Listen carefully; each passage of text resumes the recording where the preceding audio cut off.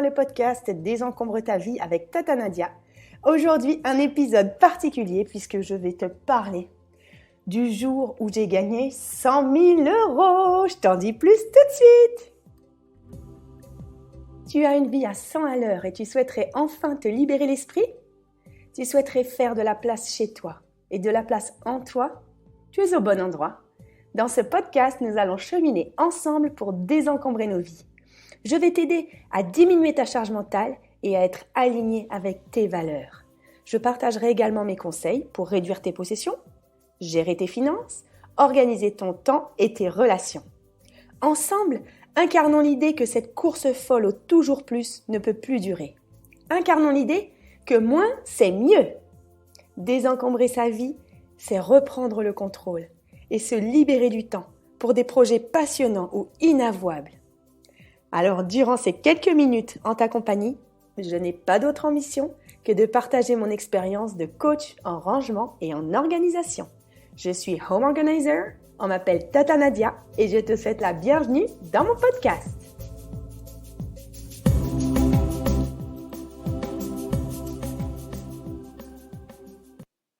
Aujourd'hui, je vais parler d'un jour de ma vie incroyable qui est le jour où j'ai gagné 100 000 euros.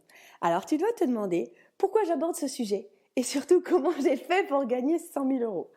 Alors, je vais prendre les choses dans l'ordre. Déjà, pourquoi j'aborde ce sujet? Pourquoi je parle de ça? Parce que c'est quand même quelque chose d'assez intime. Il n'y a pas beaucoup de gens autour de moi qui connaissent cet épisode de ma vie. J'ai eu des épisodes incroyables. J'ai eu des choses incroyables qui me sont arrivées dans ma vie. Et en fait, comme aujourd'hui, je ne crois plus du tout au hasard. En fait, j'aime bien l'idée que c'est quelqu'un qui a dit que c'était Steve Jobs qui avait dit que quand on se retourne sur notre vie, il est facile de relier les points de notre vie, il est facile de les relier. Mais quand on est dedans, on ne se rend pas compte. Donc aujourd'hui, j'ai 42 ans et quand je me retourne sur ma vie, j'arrive à relier des points. Et ça, c'est un des points de ma vie, le jour où j'ai gagné 100 000 euros. Donc, je vais te raconter ce qui s'est passé et pourquoi j'en parle dans Désencombrer ma vie, puisque Désencombre ta vie, pour moi, c'est un chemin de connaissance de soi, c'est un chemin d'harmonie avec soi-même. Et aujourd'hui, je suis OK de me dire et de partager avec les gens que j'ai sacrément de la veine avec l'argent et j'arrive vraiment à provoquer des choses incroyables avec l'argent. Donc, je vais parler des 100 000 euros et je vais parler de plein d'autres choses qui me sont arrivées dans la vie avec l'argent. Donc là, je parle de quelle date? Donc, nous sommes en 2007, le 21 mai 2007. Cette année 2007, elle est très particulière dans ma vie. Il faut obligatoirement que je la remette dans le contexte de ma vie, qui est un contexte très douloureux. Donc, je me suis mariée en août 2005 avec celui que je pensais être l'amour de ma vie. 1 an plus tard, on se sépare. Voilà, très gros problème. Je ne vais pas rentrer dans les détails, mais il faut que je me sépare de lui. Et donc, en fait, je tombe en dépression. J'avais à l'époque une entreprise, donc dépôt de bilan de mon entreprise, divorce, dépression. C'est ce que mon avocat appelle les 3D. Dépôt de bilan, divorce, dépression. Voilà, moi j'ai commencé, 26 ans, dépôt de bilan, divorce, dépression. Donc ma vie a bien commencé, on peut le dire. Ma vie d'adulte où je me voyais être maman, avoir des enfants jeunes, avec l'amour de ma vie. Voilà, bon, patatras, je me suis pris la porte dans la gueule. Clairement, je dis souvent, avant cet épisode, j'étais Alice au pays des merveilles. Et en fait, Alice, elle est tombée de son escabeau et elle s'est pris la porte dans la tronche. Donc, qu'est-ce qui se passe à ce moment-là? Je suis en instance de divorce. Mon divorce s'est prononcé pour le 1er juin 2007. Et là, donc j'ai perdu mon entreprise, j'ai pas le droit au chômage, j'ai plus une thune. J'ai vendu tout ce qu'il y avait dans mon appartement sur eBay à l'époque. Le Bon Coin n'existait pas, donc les gens sont venus chez moi. Ils ont démonté les meubles de cuisine, ils partaient avec, ils ont pris mon canapé, j'ai vendu la télé, j'ai tout vendu. Et je suis remontée vivre chez mes parents avec juste ma voiture pleine. Donc je suis arrivée chez maman, j'ai 27 ans, je vais pas bien, j'ai plus une thune. Donc là, je reste dans mon lit quelques mois, n'est-ce pas? La dépression, c'est pas très sympathique. Je reste dans mon lit quelques mois et à un moment, je me dis, il faut que je réussisse à me prendre mais c'était vraiment très dur. C'était vraiment un EDM, comme disent les psychiatres, un épisode de dépression majeure. Et ce n'est pas le seul épisode de dépression que j'ai eu la chance de vivre dans ma vie. Mais celui-ci, c'est le plus conséquent et celui que j'ai mis le plus de temps à absorber. Je ne sais pas si ça s'absorbe, mais voilà. Donc là, on est en février 2007. Et là, février-mars, je vais à un salon du recrutement. Je me dis, bon, il va falloir que je me trouve un boulot. Je vivais un peu sur mes réserves. Bon, j'ai la chance d'avoir des parents sur qui j'ai toujours pu compter. Donc, j'avais mes parents me donnaient un petit peu de sous, mais j'étais vraiment le bébé à la maison, quoi. C'est-à-dire, je vivais avec ma mère. Je dormais dans mon lit d'ado, mon lit 90 centimètres, dans ma chambre d'ado. Voilà, c'était vraiment pas folichon dans ma vie. Heureusement, j'ai pu compter sur mes amis. C'est là qu'on voit dans des épisodes comme ça, on se rend compte qui sont nos amis. J'avais mes amis proches qui m'appelaient pour sortir, etc. Mais bon, je dois dire, en étant très honnête, que j'ai un immense trou noir de cette vie. J'ai 6 mois de trou noir. Je ne me rappelle pas de grand-chose.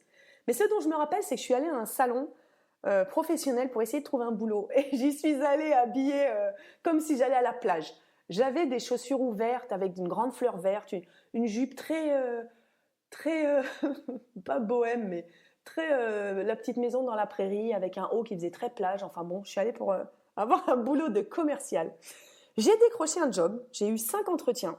Je ne sais pas comment ils ont fait pour me prendre parce que je pleurais avant les entretiens, je pleurais après, je pleurais toutes les nuits, j'avais des cernes, tellement je passais ma vie à pleurer.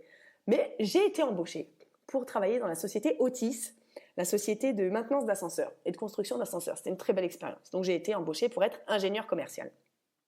Donc là, on est au mois d'avril 2007 et ils me disent, votre premier jour, ça sera le 21 mai 2007, est-ce que ça vous va? Lundi 21 mai.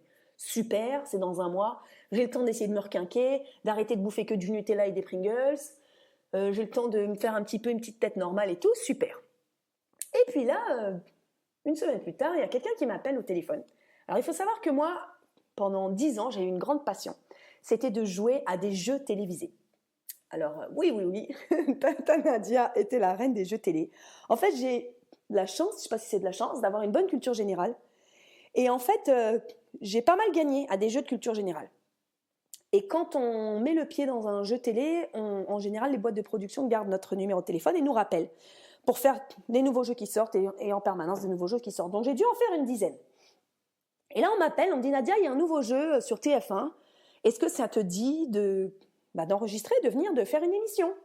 Donc moi, je connaissais la boîte de prod, très sympa et tout. Je dis, allez, on y va, ça tombe bien, je bosse pas en ce moment. Donc je leur ai pas dit, je suis dans mon lit, n'est-ce pas? Je ne bosse pas, j'ai un petit peu de temps devant moi. Et donc, ils me disent, écoute, super, donc on book pour toi, c'est un super jeu avec Benjamin Castaldi, ça passera sur TF1, l'enregistrement c'est lundi 21 mai. Puis moi je dis, non, lundi 21 mai, je peux pas, c'est mon premier jour de boulot, ça fait 6 mois, ça faisait bien plus de 6 mois, je sais pas, ça fait très longtemps que j'ai pas bossé, non, je peux pas, dommage, on n'a pas d'autres dates à te proposer. Et là je fais, non, attends.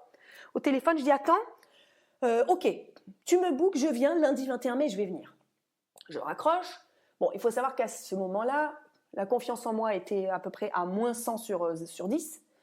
Donc je me dis, il va falloir que j'appelle le nouveau boulot, que je vois comment faire. À cette époque, je n'avais pas une parole impeccable, donc je ne savais pas. Je me suis dit, je vais inventer quelque chose, je vais leur dire, je ne peux pas venir lundi et tout. Le lendemain, j'appelle et puis je leur dis, écoutez, je vous remercie, vous m'avez embauché. Mais le lundi 21, en fait, j'avais pris un engagement, j'ai pas osé vous le dire. Est-ce que je peux commencer le mardi 22, s'il vous plaît?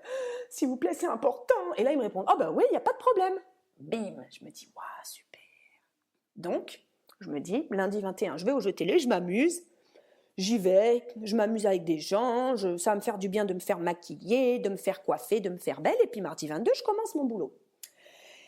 Et donc la date arrive lundi 21, je vais au studio de la Plaine Saint-Denis, donc à Saint-Denis dans le 93 à Paris, c'est où sont tournées quasiment toutes les émissions télé, en tout cas vraiment la grande majorité. Superbe studio. Et là je me retrouve dans une émission où il y a 100 personnes dans un mur, c'est une émission qui s'appelait 1 contre 100. Il y avait 100 personnes dans un mur, dont des stars de chansons de Star 80, à l'époque ça s'appelait RFM Partie 80. Donc il y avait, je me rappelle Jean-Pierre Madère, Émile et Images, il y avait Désirless, il y avait des gens comme ça, c'était une dizaine, et il y avait 100 personnes en tout dans un mur de gens face à moi. Et moi, je devais répondre à des questions de culture générale. Et si moi je répondais bon, je continuais à la question suivante, et eux, s'ils répondaient mal, ils perdaient et ils s'éteignaient, c'est-à-dire qu'ils étaient tous allumés en vert, et au fur et à mesure qu'ils se trompaient de questions, ils s'allumaient en rouge, donc j'éliminais les gens. Et ce qu'il faut savoir, c'est que je gagnais l'argent qu'ils perdaient. Ok, donc en fait, au fur et à mesure que des gens étaient éliminés, moi je gagnais de l'argent. Sachant que le gros lot, c'était 200 000 € à partager avec un téléspectateur. Donc moi je gagne 200 et je donne 100 à un téléspectateur et je garde 100. Bon, moi, j'étais dans l'état de moral que je vous ai expliqué, c'est-à-dire que j'étais sous antidépresseur, sous anxiolytique, j'avais repris une psychothérapie, je voyais un psychiatre. J'étais vraiment, vraiment pas bien, je dormais pas la nuit. Enfin, c'était la cata dans ma tête. Et là, j'étais allée pour me dire, ouais, je vais décompresser. Et il faut savoir aussi que j'ai un tempérament de fonceuse, c'est-à-dire que moi, dans les jeux télé, mais dans la vie en général, je suis pas une petite joueuse. C'est-à-dire que dans ce jeu, quand on répondait à une question, on avait un gain, on pouvait s'arrêter et dire, bah, je m'arrête là, tiens, j'ai gagné 10 000, je m'arrête là, je pars avec les 10 000. Mais moi, et c'est pour ça que je parle de ça dans ce podcast, ce qui est intéressant, c'est, bon, donc je vous l'ai dit, je les ai gagnés les 100 000, hein, en tout cas les 200 000. Mais ce qui est intéressant, c'est que moi, j'ai considéré à ce moment-là, vraiment de manière très logique, que l'argent pour lequel je jouais, en fait, je ne l'avais pas, c'est pas mon argent. On ne m'a pas demandé de donner 10 000, de donner 30 000, de donner 40 000. De toute façon, je ne les avais pas. J'avais pas 500 balles. Donc je me suis dit, ben, je vais au maximum et puis je repars, j'aurai zéro. De toute façon, je suis venue, j'ai zéro. Si je repars, j'ai zéro. Voilà. Donc ma philosophie, c'est ça. C'est ça, de toute façon, dans la vie, ma philosophie. Je fonce. Donc, toi qui m'écoutes, tu as bien compris que, au fur et à mesure, j'éliminais des gens. Il y avait des questions, mais il y avait des questions. Je ne sais même pas d'où la réponse me venait. Je me rappelle d'une question qui était, quelles sont les 3 armes à l'escrime? Alors moi, il faut savoir que j'ai jamais fait d'escrime. Je connais personne qui a jamais joué à de l'escrime. Je sais même pas comment on dit. Et j'ai répondu, paf. Et c'était question ouverte. Il fallait que je donne les 3. Donc j'avais dit, je me rappelle, le sabre, l'épée et le fleuret. Mais comment j'avais pu savoir le sabre, l'épée et le fleuret? Je ne sais pas. Mais deuxième stratégie que j'ai eue pendant ce jeu-là, première stratégie, c'est je vais jusqu'au bout. J'ai rien à perdre. J'ai tout à gagner, j'ai rien à perdre. Ok? Deuxième stratégie, c'est je fais confiance à ma première intuition. Ça, c'est quelque chose que j'ai toujours fait. C'est-à-dire que la première chose qui me vient, dans mon cerveau, j'ai l'impression que les choses elles viennent de l'arrière du cerveau. Paf, quand je vois quelque chose, moi j'ai souvent des réponses visuelles. Si j'ai quelque chose de visuel qui m'arrive, je prends la première réponse. Donc, paf, paf, paf, il y avait plein de questions cheloues que je ne savais pas du tout. Alors, il y avait 3 jokers. Hein. Il y avait un joker que j'avais pris, c'était pour une question sur le foot. Vraiment, je suis nulle. J'avais épuisé mes 3 jokers, j'étais arrivée facilement à 20 ou 30 000 euros. Ça veut dire, je pouvais dire je m'arrête. Là, maintenant, je m'arrête et je prends les 20 000 euros.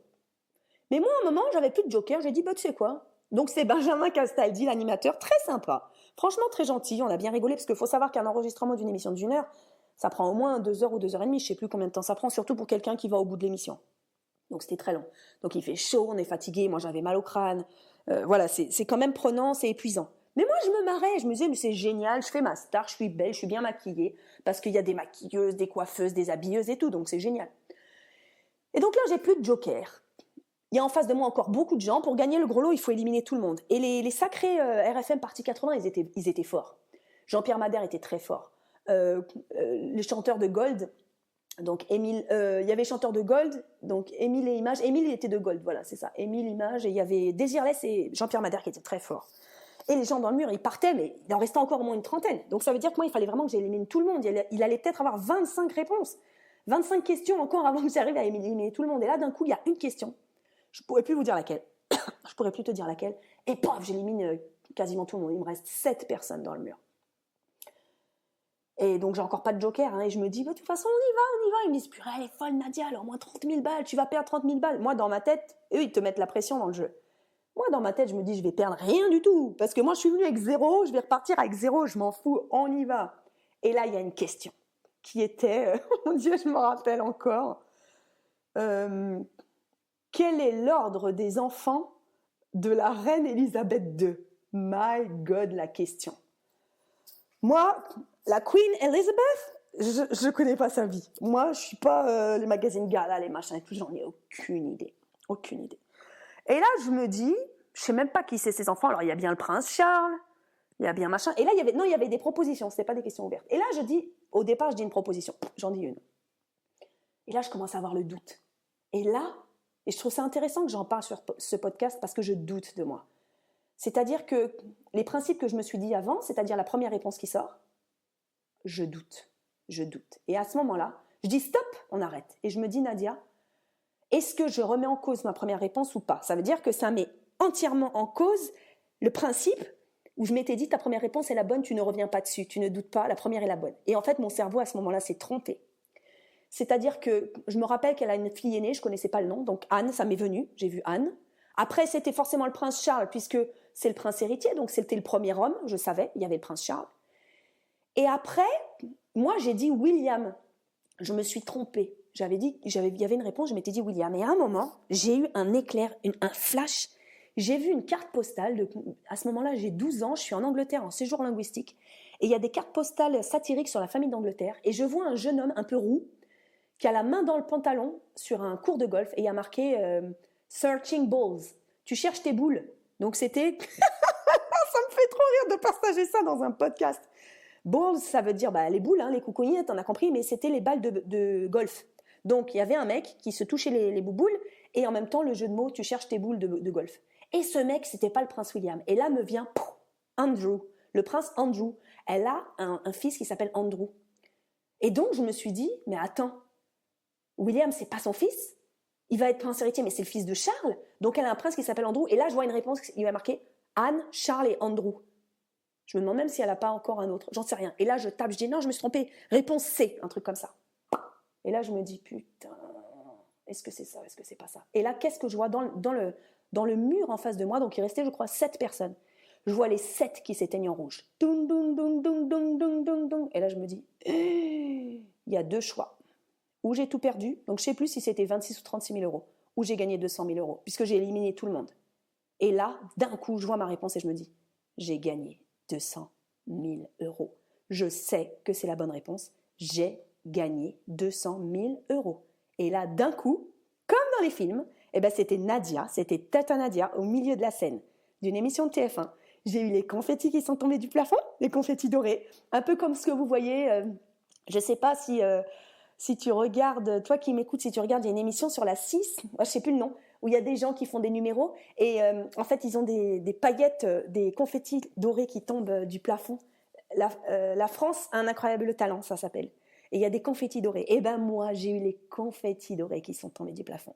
J'ai gagné le 21 mai 2007, j'ai gagné 200 000 euros que j'ai partagé avec un téléspectateur le jour de la diffusion.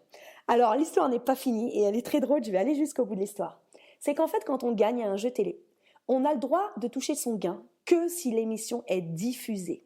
C'est-à-dire que l'émission est pré-produite, l'émission est produite, elle est payée, mais si elle n'est pas diffusée à la télé, tu ne gagnes pas ton gain. Donc là, dis-toi bien qu'on est le 21 mai 2007 et que moi, on m'annonce une diffusion au mois d'octobre. D'accord ? Cette émission n'a même pas commencé, je crois, à être diffusée.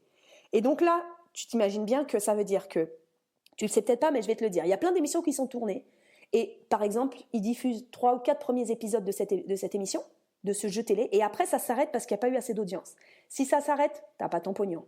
Après, il y a une autre possibilité. Imagine, ce jour-là, le pape meurt ou le président de la République a un attentat. Et en fait, ils font un flash info à l'heure où il y a ton jeu télé. Bim, tu ne touches pas ton argent. Donc en fait, il y avait plein de possibilités que cet argent ne soit pas touché. Donc inutile de te dire qu'entre le 21 mai et le 15 octobre, d'ailleurs je n'avais même pas la date exacte, je tremblais. J'avais déjà pris le contrat que j'avais fait lire à un avocat pour savoir si le contrat était bon et s'il n'y avait pas une faille pour que je puisse quand même toucher cette énorme somme au cas où elle ne serait pas diffusée. Et finalement, la chance me souriant, est-ce que c'est la chance? Je ne sais pas. Cette émission a été diffusée début octobre et je suis sortie de la panade puisque j'ai reçu 2 semaines plus tard un chèque en recommandé où il y avait marqué TF1, il y avait marqué 100 000 euros. Donc je suis allée à la banque avec mon petit chèque, je n'ai pas voulu le garder à la maison et j'ai dit bonjour. Je suis arrivée à l'accueil et j'ai dit voilà, je viens vous voir parce que j'ai gagné un gros chèque à la télé, je ne sais pas quoi en faire, je ne vais pas le mettre sur mon compte chèque. Et là, je me rappelle le guichetier qui m'a dit « Oh, monsieur le directeur d'agence va vous recevoir ». J'habitais à Paris, dans le 5e arrondissement à l'époque. Et monsieur le directeur d'agence m'a reçu, il m'a ouvert 5 comptes en banque pour que je puisse le placer. Parce que j'avais explosé le livret A, j'avais explosé le livret je ne sais pas quoi et tout. J'ai placé mes 100 000 euros. Donc, j'espère que cet épisode de ma vie t'a fait sourire, t'a plu. Pourquoi je l'ai raconté? Parce qu'en fait, je crois aujourd'hui vraiment que ces 100 000 euros, ils ne sont pas tombés là par hasard. Ils ne sont pas tombés au hasard à cette date-là, le premier jour où je devais reprendre mon travail. Je vais te dire, j'ai provoqué la chance. Et c'est un peu de ça dont le résumé de cet épisode aujourd'hui, c'est que j'ai toujours eu de la chance avec l'argent, et d'ailleurs avec beaucoup de choses, même si cette chance est arrivée dans un épisode dramatique de ma vie. C'est là que je voudrais en venir, c'est qu'on n'a pas toujours de la chance. Mais la chance, si on la provoque, elle arrive. Et je ferai l'objet dans un prochain podcast, je parlerai de la loi de l'attraction et de ma vision de la loi de l'attraction. Je ne sais pas si tu connais. En fait, ma vision, c'est que les choses, elles se provoquent. C'est-à-dire que ce jour-là, certes, j'ai répondu à un appel téléphonique où on m'a invité à participer à un jeu télé. D'accord, on aurait pu ne pas m'appeler, mais on m'a appelé. J'ai dit oui, alors que ce jour-là, c'était un jour hyper important parce que je devais reprendre un nouveau travail qui devait me remettre sur les rails, me sortir du marasme dans lequel j'étais. Mais j'ai accepté. J'ai bouleversé les plans pour mon boulot, je me suis fait violence pour appeler. Ensuite, je suis allée à ce jeu télé. J'ai gardé des principes de me dire, je garde ma première idée, je vais jusqu'au bout. Puis ensuite, j'ai accepté envers moi-même de changer d'avis, de position complète pour la dernière question qui m'a fait entièrement gagner. Donc, c'est pour dire que quand on jalonne notre vie avec des choses avec lesquelles on est aligné, même quand on n'est pas bien dans notre esprit, même quand on n'a pas, j'avais vraiment plus aucune confiance en moi, j'avais aucune estime de moi-même. J'étais au 4e dessous et j'ai quand même réussi à faire vibrer tout ça autour de moi. Et j'en garde un souvenir incroyable. Je veux dire, ça n'arrive qu'une fois dans une vie de gagner 100 000 euros. Même si en réalité, j'ai eu d'autres épisodes qui me sont arrivés qui sont tout aussi incroyables. Faudrait que j'en parle dans un autre podcast. Parce que là, on va pas rester 3 ans.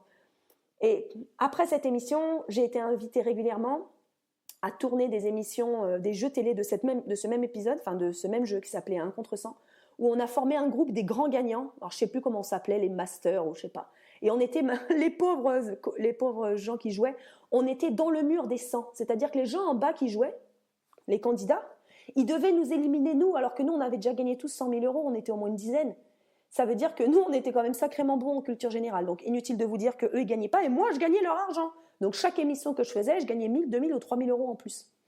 Et d'ailleurs, ces émissions que j'ai faites, elles n'ont pas été diffusées et ils nous ont quand même payé, la boîte de prod qui faisait cette émission. Donc, respect à eux si jamais un jour ils tombent sur ce podcast. Respect et remerciements à eux parce que j'ai encore gagné une bonne partie de milliers d'euros grâce à eux. Donc, ils ont respecté un engagement qu'ils n'étaient pas obligés de respecter.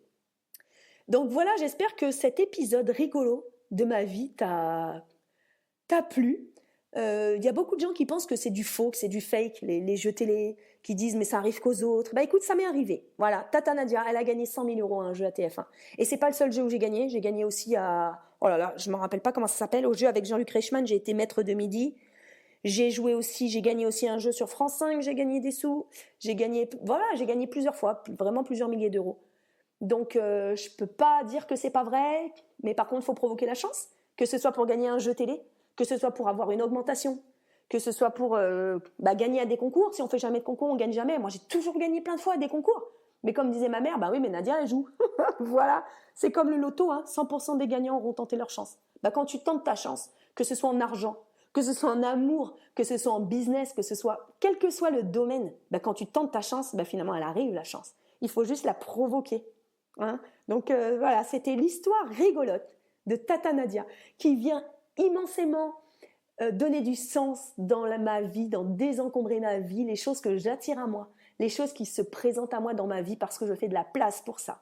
J'espère que ça t'a parlé. Si tu penses que ce podcast, cet épisode et le podcast en général désencombre ta vie, si tu penses qu'il peut aider quelqu'un, si tu penses qu'il peut faire sourire quelqu'un de ton entourage, bah, je t'invite à le partager. Moi, je reste à avoir beaucoup de plaisir à enregistrer ces épisodes. J'espère que ça te plaît. Je te remercie pour ton écoute. Je te dis à très bientôt. Ciao, ciao!